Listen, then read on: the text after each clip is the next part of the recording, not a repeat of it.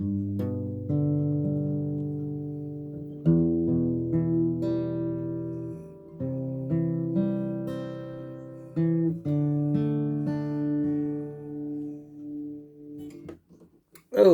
man, hello YouTube world. Ed Kirkpatrick. Thanks for stopping by. Boy, I've been on the road to Oklahoma and went to the Okie Homesteading Expo. And boy, that was fun.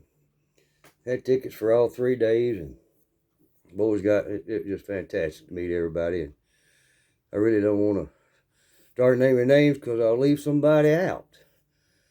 But you know who you were, and yeah, it was a great time. Crowd was awesome on day 3. I mean, whoa. Big event, big event. I'd say 3,000 people, maybe more. A couple of takeaways from it. It couldn't have ran any better than any event that I ever knew of. I think right near the end of it, everybody's leaving. Somebody had a seizure. I pray and hope they're all right. Hope they don't sue. You know how people are nowadays. But anyway, I'm sure it wasn't, because there's a lot of like-minded people there that, you know, don't play that game.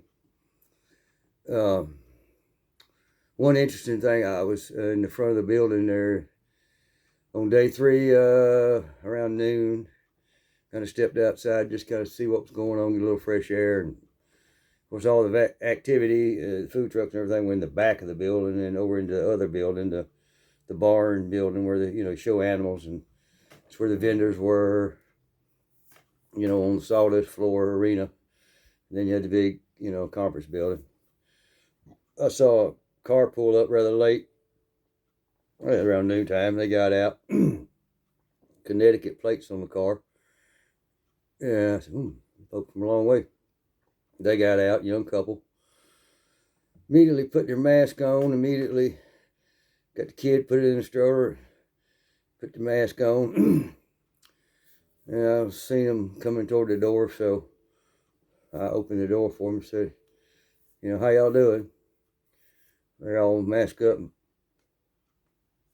look at you, didn't say thank you, or just, Yankees. Went on by, kind of went on in behind them, and you get to the big foyer area. There was over to your left, over to your right, yeah. There's a coffee machine, I heard the guy say to his wife, let's get some coffee. Until they're tired.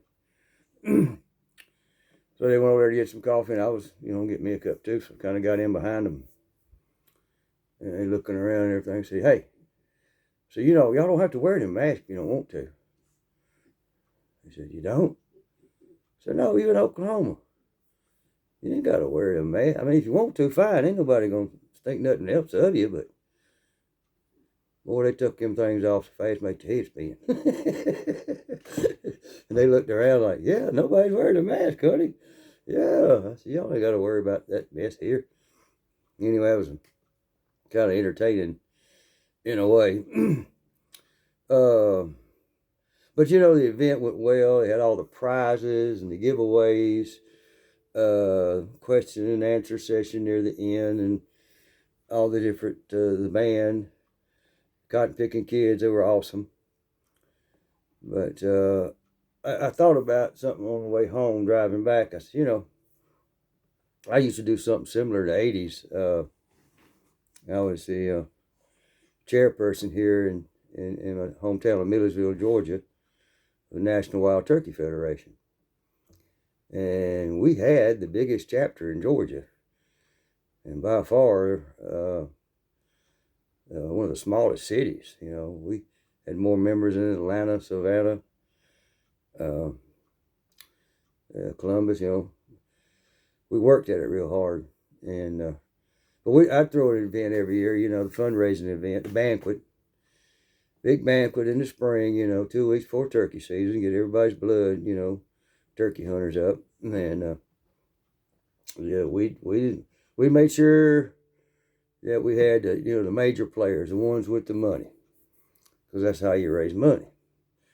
So we had the bankers, the car dealers, the body shop guys, the businessmen, you know, the movers and shakers in the community. And of course, you know, all the good old boys, you know, they worked 9 to 5, and, you know, they were there too.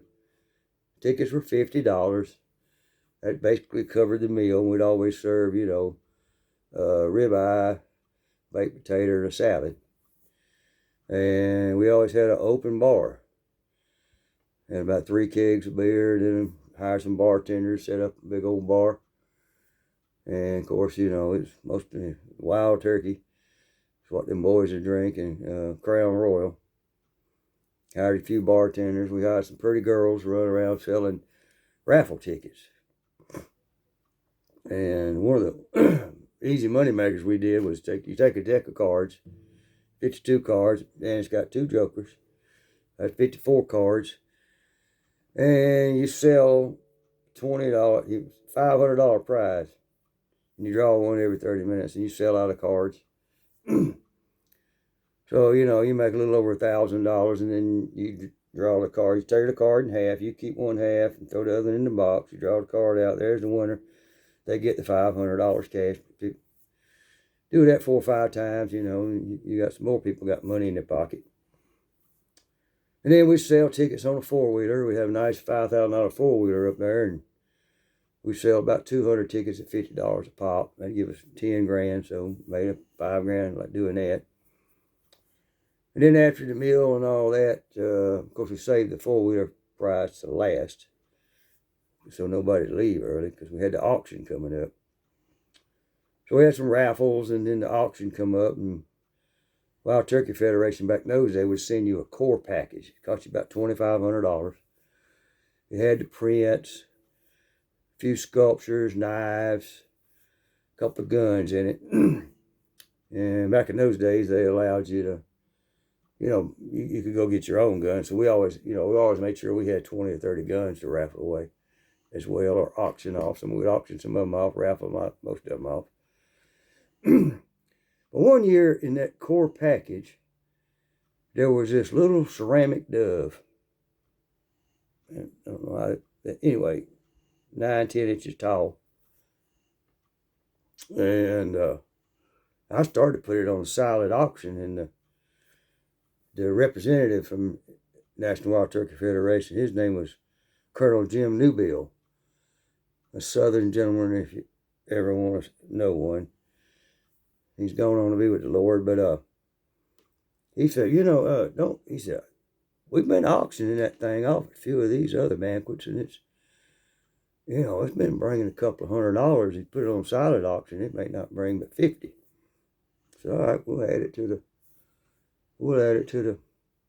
the auction list. So we add it to the auction list, and you know, the crowd's going, and everybody's done got through eating, and they're walking around looking at everything, and you got like 10 more minutes to sign up for the silent auction. You had all these items out there. You go sign a sheet, start at, you know, 25, 50, whatever, and then finally you take up the sheets, and the person with the highest bidder got that.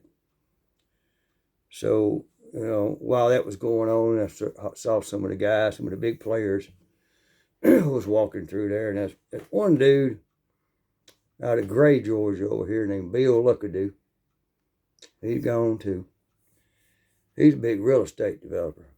Plenty of money. I mean, plenty of money. And he was walking through there with his entourage. He always brought 8 or 9 people, 10 people with him. And he was saying that this guy was a little bit on that side. And he said, I sure do like that dove right there. I'm going to buy that dove. Yeah, you need that dove, Bill. Yeah, that dove would go so good at my little hunting cabin. Oh, yeah, Bill, you need that. Yeah, that dove's you, buddy. Well, there's another feller in the group there. His name's Jeff Wilkerson. He's a car dealer here in town. He's gone too. And somehow there was some bad blood between these two. I found out later it was a big real estate deal, some road frontage that Jeff thought he had bought, but Luckadoo had bought it out from under him. So some bad blood there. Jeff wanted to build a new dealership on the main highway, and Anyhow, so that's some bad blood there. And I run into Jeff Wilson, and he said something. What's that look-a-doo doing over there looking at that dove? I said, he said he's going to buy it. He said he liked that dove. He said it looked good on the mantle at his little hunting camp.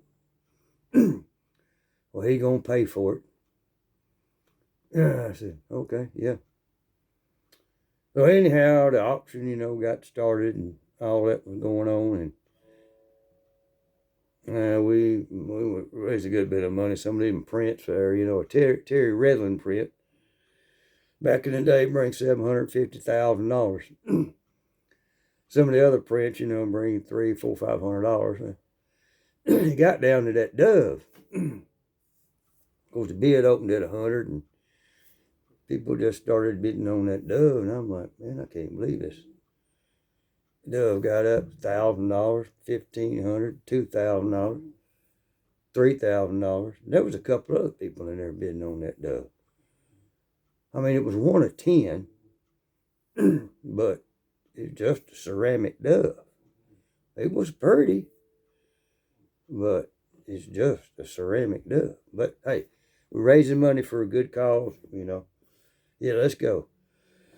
Excuse me. Well, before the night got out, Bill Luckadoo bought that dove for $6,000 for a $50 ceramic dove made in China. $6,000. And I mean, we was glad. We made a lot of money. I think after everything was said and done, paying all expenses on that one, we made about 40 grand for the National Wild Turkey Federation. I run into Jeff Wilson a little while later that evening as we was kind of breaking things down. He come up to me and said, I made that SOB pay for that dove, didn't I? I said, you sure did. I sure appreciate it, man. I mean, you helped us raise some money. He said, yeah. He said, that son of a gun paid for it, didn't he? I said, yeah, he paid for it. He paid for it. Of course, he was hanging around a little bit. He's waiting on a ride. He then got a little bit intoxicated. And we don't let nobody drive out of there intoxicated. We always had the shuttle service. We take people home, after the event. Also had a deal with a taxi company to come by. So that was another expense, but it was, the right thing to do for the community. And we was sitting there, and Jeff said, yeah, I got somebody coming to get me, don't worry about it. Getting everything broke down. He said, what y'all going to do with that big old deer stand right yonder? Right when you walked into the event, we had one of them big old tripod tower deer stands. And we forgot to give it away. Just plumb forgot to give it away. And I said, oh, we're supposed to raffle that off. He said, could I have it? I said, buddy, you can sure have it. Yes, sir, you earned it. As a matter of fact, I'll get one of these young guys, we'll break it back down, and we'll bring it by the dealership for you tomorrow. Man, I sure do appreciate it. I sure do appreciate it. But anyhow, that's kind of what the Okie Homesteading Expo reminded me of the dove. The year of the dove. Unbelievable. Somebody go out there and pay something like that for it. But hey, whatever. Thanks for stopping by. Enjoyed it. God bless you. Ed Kirkpatrick. Adios.